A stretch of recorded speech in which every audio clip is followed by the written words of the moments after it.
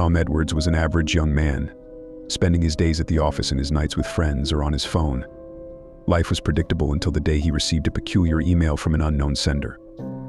The subject line read, "You've been selected to test our new app." Usually cautious about such things, Tom found himself intrigued by the potential novelty. He opened the email and clicked the link.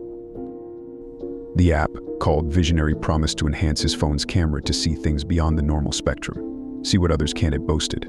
Tom installed it, excited by the possibilities. When the installation finished, the app icon appeared a dark eye with an eerie, almost lifelike quality. Tom tested the app on mundane objects around his apartment. At first, nothing seemed out of the ordinary, but when he pointed the camera at his living room mirror, he saw a shadowy figure standing behind him. He spun around, but no one was there. Chalking it up to a glitch, Tom decided to turn in for the night. That night, he dreamt of the shadowy figure. It stood at the foot of his bed, staring at him with hollow eyes. He woke up in a cold sweat. The figure's image burned into his mind.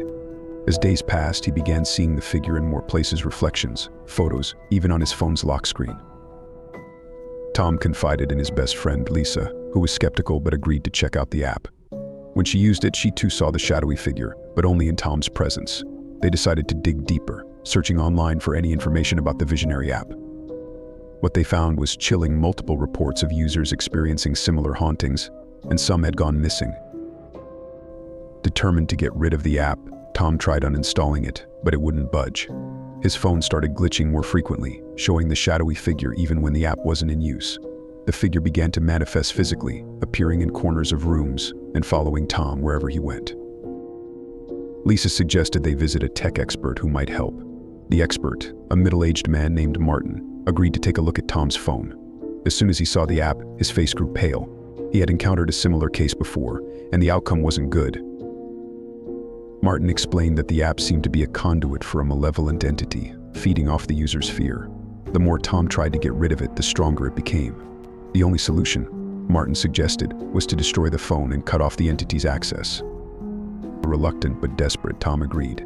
He and Lisa drove to a remote location, where they smashed the phone with a hammer and burned the remains. For a while it seemed to work. The shadowy figure stopped appearing, and Tom's life slowly returned to normal. Months later, Tom received a package in the mail with no return address. Inside was a brand new phone identical to the one he had destroyed. Confused, he powered it on and his blood ran cold when he saw the Visionary app already installed. The dark eye icon stared back at him, more lifelike than ever. That night, the figure returned, more menacing and tangible than before. It whispered in Tom's ear as he lay paralyzed in bed. "You cannot escape." Desperation and fear overwhelmed him. He knew he had to end this once and for all. Tom sought help from a renowned paranormal investigator named Dr. Evelyn Price. She agreed to help, intrigued and concerned by his story. After examining the phone and the app, Dr. Price concluded that the entity was bound to Tom through the phone, and destroying the device alone wasn't enough. They performed a ritual to sever the connection between Tom and the entity. It was a harrowing experience, with the shadowy figure fighting back violently. At the ritual's climax, the phone burst into flames, and the entity let out a deafening scream before disappearing. Exhausted but relieved, Tom thanked Dr. Price. She warned him to be cautious in the future, as such entities were always seeking new hosts. Tom heeded her advice, vowing to be more careful. Though the figure was gone, the experience left Tom scarred. He moved to a new city, changed his phone number, and avoided technology as much as possible. Life slowly returned to a semblance of normalcy, but Tom remained vigilant, knowing that the unseen world was closer than most realized. Years later, he received an email from an unknown sender with the subject line, "You've been selected to test our new app." Tom deleted it without hesitation, his heart racing as he remembered the dark eye that had haunted him. The unseen left an indelible mark on Tom, a reminder that some things are better left undiscovered.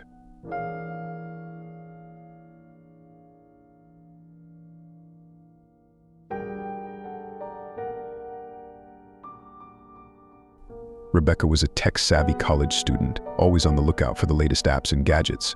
One day, she stumbled upon a new app called SpectreScan that promised to detect and analyze paranormal activity using the phone's sensors. Curious and excited, Rebecca downloaded the app. The app required several permissions, which Rebecca granted without much thought. Once installed, it prompted her to scan her surroundings. As she moved her phone around her dorm room, the app displayed fluctuating readings, suggesting the presence of something unusual. At first, Rebecca thought the app was just a fun gimmick. But that night, she started experiencing strange occurrences. Her phone would turn on by itself, displaying cryptic messages and eerie images. She heard whispers coming from the speaker, even when the phone was off. The next day, Rebecca shared her experiences with her roommate, Jessica. Skeptical but intrigued, Jessica suggested they conduct a thorough scan of the dorm. As they walked through the halls, the app's readings spiked near an old, abandoned room.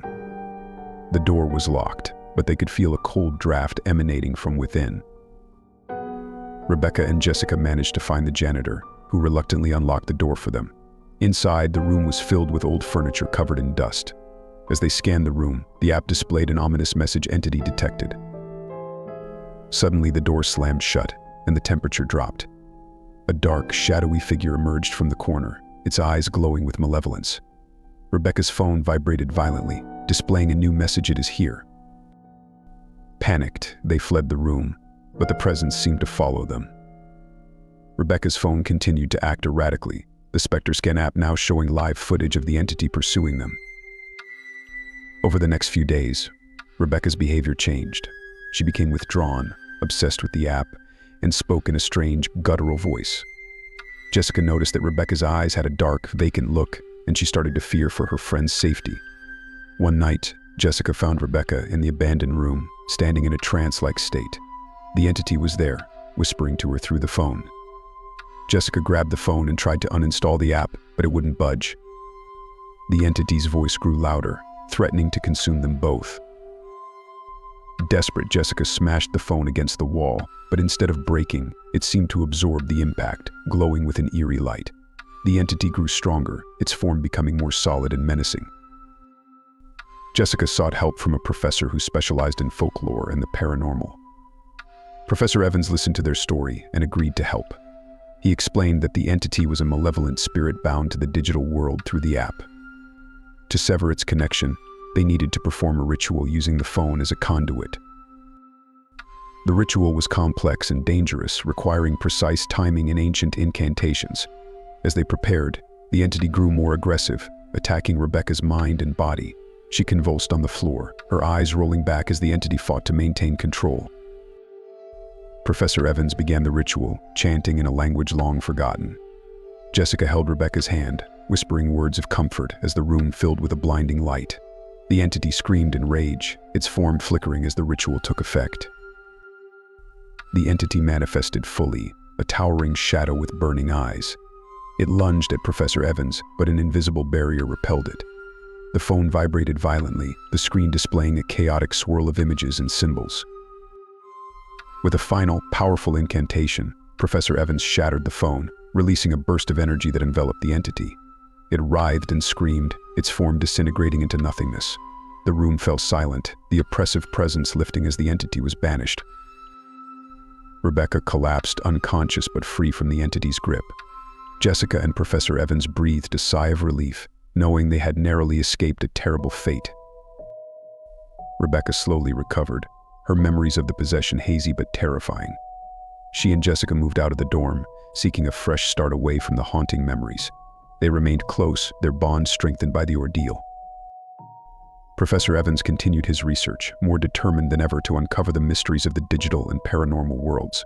He warned others about the dangers of unknown apps, urging caution in an increasingly interconnected world. Rebecca deleted all unnecessary apps from her new phone, vowing to be more careful. She couldn't shake the feeling that the entity might still be out there, waiting for another chance to strike. In the end, they learned that curiosity could be dangerous, and some things were better left unexplored.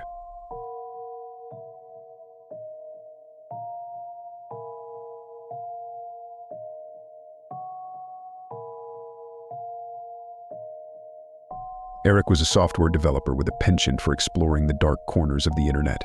One evening, while browsing a forum dedicated to obscure tech, he found a thread about a mysterious app called Echoes. Users claimed it could communicate with the dead through the phone's signal. Intrigued, Eric decided to investigate.